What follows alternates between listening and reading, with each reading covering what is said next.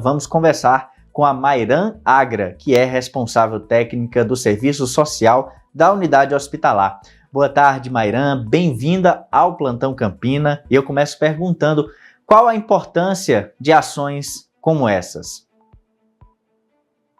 Boa tarde, Rodrigo. É um prazer estar aqui, conversando com você e falando de uma campanha tão importante.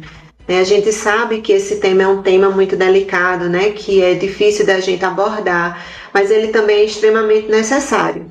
Então, como você bem falou, agora em maio, a gente tem a campanha do Maio Laranja, que é alusivo à prevenção e combate à violência sexual contra crianças e adolescentes. Essa campanha ela surgiu desde os anos 2000 no Brasil inteiro, a partir de um caso que ocorreu e comoveu a população, que foi o caso bastante conhecido de Araceli, nos anos 70, E esse caso virou referência, por isso que a data dele é o 18 de maio. Então, o Hospital de Trauma de Campina Grande, ele é referência para atendimento das diversas violências, e entre elas, a violência sexual contra crianças e adolescentes. Então, pensando nisso, a gente programou duas ações muito importantes. Uma com as crianças, voltada às crianças, na próxima terça-feira, que é uma ação educativa, que a gente vai falar de uma forma mais lúdica, mais leve, com brincadeiras, com contação de história, sobre o corpo, sobre a importância do corpo, a importância que a gente tem de cuidar do nosso bem mais precioso, que é o nosso próprio corpo. Então, é nesse sentido, nessa linha, com duas especialistas, uma psicopedagoga e um assistente social, que vai conduzir essa ação. E no dia 21, na quarta-feira, nós estamos convidando as autoridades que fazem parte da rede de proteção de criança e adolescente aqui em Campina Grande para uma roda de conversa junto com os nossos profissionais, tanto para capacitar ainda mais os nossos profissionais nesse fluxo de atendimento, quanto para tirar dúvidas e fortalecer a rede. O Hospital de Trauma possui registros de atendimentos provenientes de situação contra a violência para crianças e adolescentes?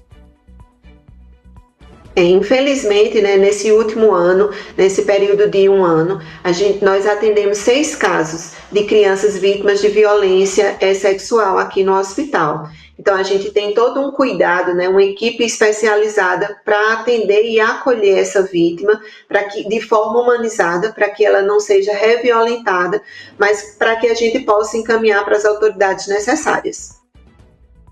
Como as pessoas podem prevenir essas situações? É necessário ter atenção, olhar quem está ao redor, até mesmo observar pessoas da própria família?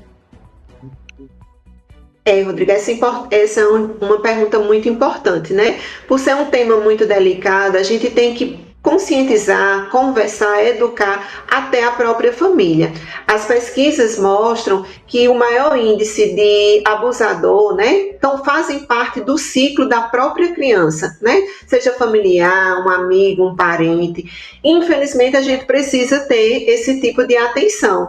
Então, conversar, a gente sempre diz que o diálogo com essa criança, com os seus filhos, em casa, hoje a gente tem uma preocupação muito grande sobre o acesso dessas crianças e adolescentes às redes, às redes sociais, a outros tipos, porque invade a nossa própria privacidade de casa também. Então, o diálogo, ele é o ponto inicial de qualquer prevenção.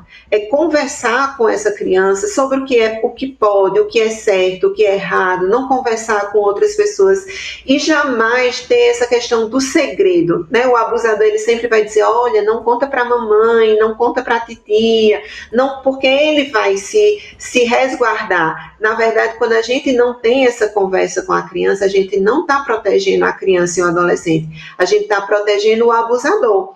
Então, conversar sobre isso é o primeiro ponto. E existem outros indícios, que é a mudança de comportamento, um choro excessivo. A gente precisa entender, a gente capacita, inclusive, os nossos profissionais aqui, que nem sempre a entrada inicial do paciente é pelo motivo que realmente levou ela a nos procurar. Então, a gente já teve casos que a criança entrou por uma queda e que, infelizmente, a gente constatou algum tipo de violência sofrida por ela. Então, são alguns indícios que, claro, que uma equipe especialista, ela vai ter um olhar diferenciado, mas isso também pode ocorrer nas escolas, nas famílias, né? Uma mudança brusca de um comportamento, uma criança que era muito expansiva, que conversava muito, e de repente ela passa a ficar calada, a querer se esconder, né? Não ter contato, isso já é um indício de que algo está errado. Então, conversar é muito importante.